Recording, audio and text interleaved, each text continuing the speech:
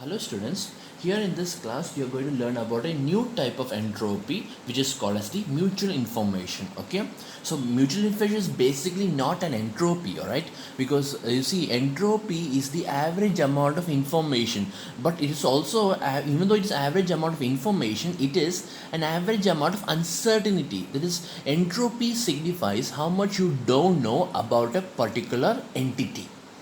Entropy means how much you don't know. If I say h of x, then h of x is the entropy of the transmitter or entropy of the source. So how much you don't know about the source, that is h of x. Okay, so but mutual information is not an entropy, right? It's not basically an entropy. Okay, even though it has an equations of entropies, it's not an entropy. So what is mutual information, right? See, if you want to understand what is mutual information, just understand this. Okay, in a communication system, right? You see, if you are going to if you need to understand what the transmitter is trying to say, right? So the transmitter will be transmitting any type of input symbols, right? It will transmit any symbols, and then so what you need to know as a receiver, you are the receiver. So as a receiver, you need to understand h of x bits of information about the transmitter. That is, this is the total amount of information that you don't know about the transmitter. Okay, this is that is called as entropy. It's the average amount of uncertainty or average amount of information, right? So on an average, we require h of x bits of information to specify one input symbol, right? So this is, so assume that this is the total amount of information or that you require if you want to understand the transmitter. Okay, but now this transmitter has now transmitted a symbol, right? Now after transmitting the message, you received the message. So once when you received some message from the transmitter, then your overall entropy decreases because now you understood something about the transmitter. Okay, before you don't know anything about the transmitter, so that what you don't know is what is represented by h of x. But now the transmitter transmitted a message, okay, and it transmitted into the channel, and the receiver receives that message from the channel. So so you are the receiver. Okay, so after when you receive the message from the channel, then you know something about the transmitter. Depending on the message that you have received, you have learned something about the transmitter, which means the amount of information that you don't know about the transmitter decreases, and it becomes h of x by y. Okay, if we are allowed to observe the received symbol produced by that input, then we only require h of x by y bits of information. Right? What is h of x by y? Entropy of the transmitter when we know that y is received, right? We know what is the value of y, we know what is being received, we know the value of y. So what is the entropy of the transmitter? Okay, so which means this value is actually less than this value. This means that you don't know anything about the transmitter. This means that you don't know something of the transmitter, but after you have received the symbol, which means this quantity is less than this quantity, right? So what happens now if I take the difference between this and this? What will happen if I subtract this and this? H of x and h of y by x, h of x by y. That is, this is something which you don't know about the transmitter. Totally, you don't know anything about the transmitter, and this is something you don't know about the transmitter after when you have received the symbol, which means you have understood something, but there are still something that you don't know about the transmitter, but it's lesser than this, right? So what will happen if I take the difference between these two? On difference between these two is the something that you have understood about the transmitter. It is the actual information that you have understood. It's being transmitted from the source to the receiver. That information is what you call as the mutual information, right? It is called as mutual information because this information is the one that is being transmitted from the transmitter into the channel and received from the channel into the receiver. See, so this information is now available to both the transmitter and the receiver. That is why it is called as mutual information.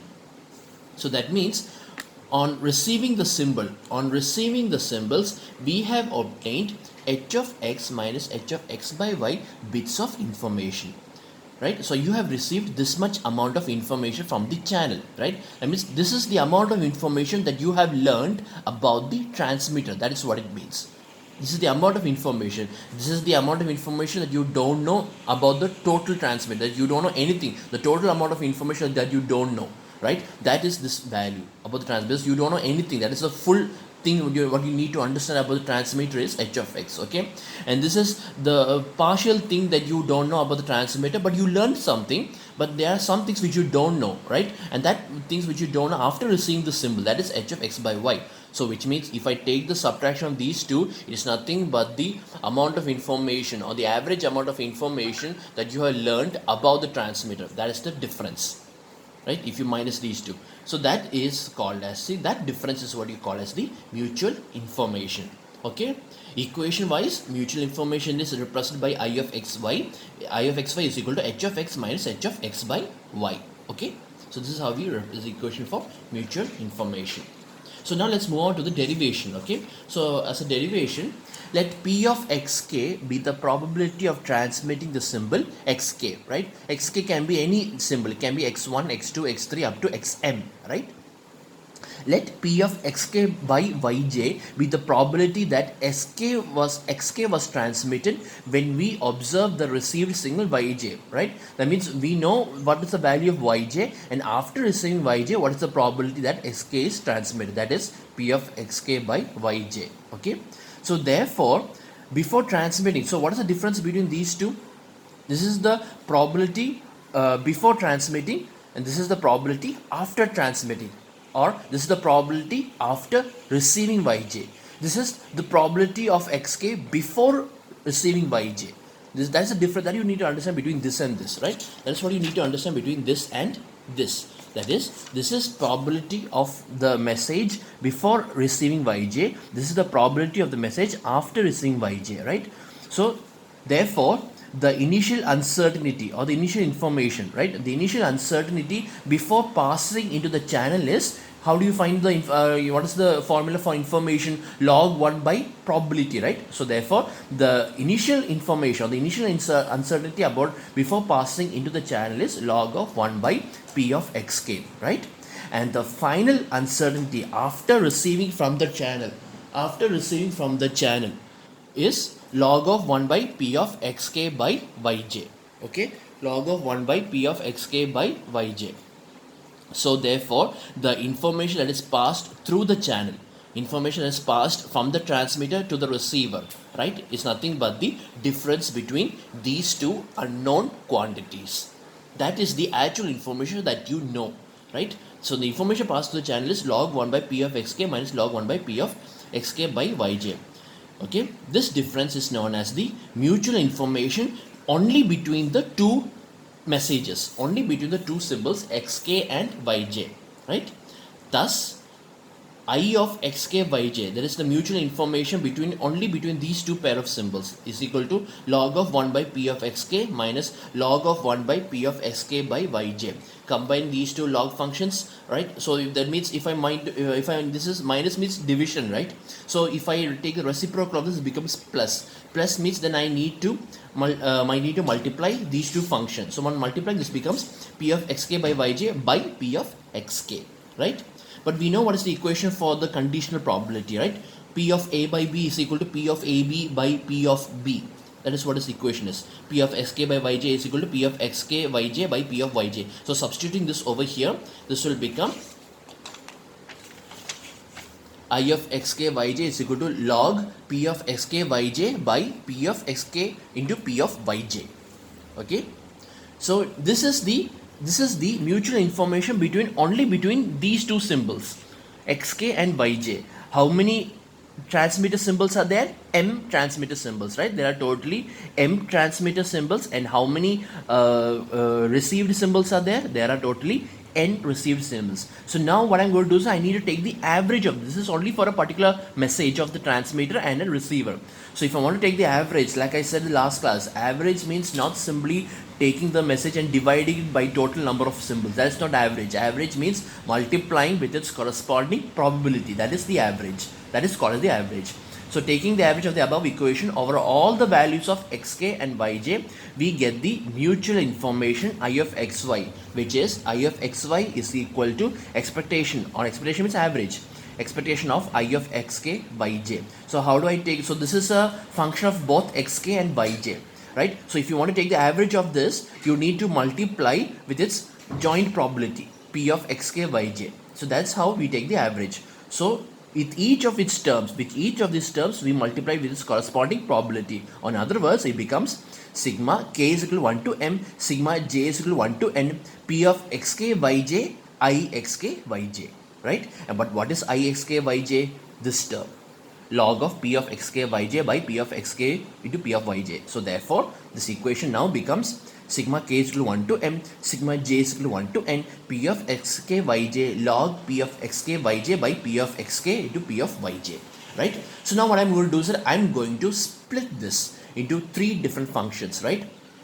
How you now you should learn how you can split this, right? That means this is now how many probabilities are there? This 1, 2, 3, right? So this is basically what I'm going to do is that I'm going to I'm going to separate this into three probabilities. So this is 1 by p of xk, this is 1 by p of yj, and this is p of xk yj. But p of xk yj, but I need my log functions to be the reciprocal, log of the reciprocal of the probability, right? So what I'm going to do is that instead of p of xk yj, I'm going to make it into 1 by p of xk yj. So to make it 1 by p of xk yj, I need to put a minus sign in front of it, right? So that's how I got these three log functions. Okay, so now what I'm going to do is I'm going to take this and I'm going to multiply it with each of the log functions. That is, then this equation will now become sigma k is equal to 1 to m, sigma j is equal to 1 to n, p of xk yj log 1 by p of xk, plus sigma k is equal to 1 to m, sigma j is equal to 1 to n, p of xk yj log 1 by p of yj, minus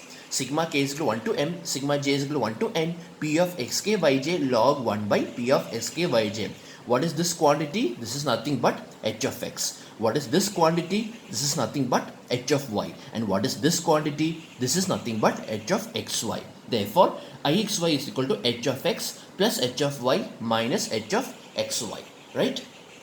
That's how you got this equation, right? This is the first mutual information equation here you have derived, all right? So now what you're going to do is same. So if you understood, so there are different ways how you can write this expression, different ways. This is one of the way of writing, right? This is one of the way of writing. There's another way also of writing. We know that p of xk yj by p of yj, p of xk yj by p of yj is nothing but p of xk by yj, right? That is what I'm going to write over here, right? That is this information, p of xk yj by y, p of yj is nothing but p of xk by yj. So I'm going to substitute that over here. That means this much portion, what you're seeing here will be replaced with p of xk yj. So this will become I of xy is equal to sigma k is equal to 1 to m, sigma j is equal to 1 to n, p of xk yj log of p of sk by yj by the remaining term is p, the denominator is p of xk.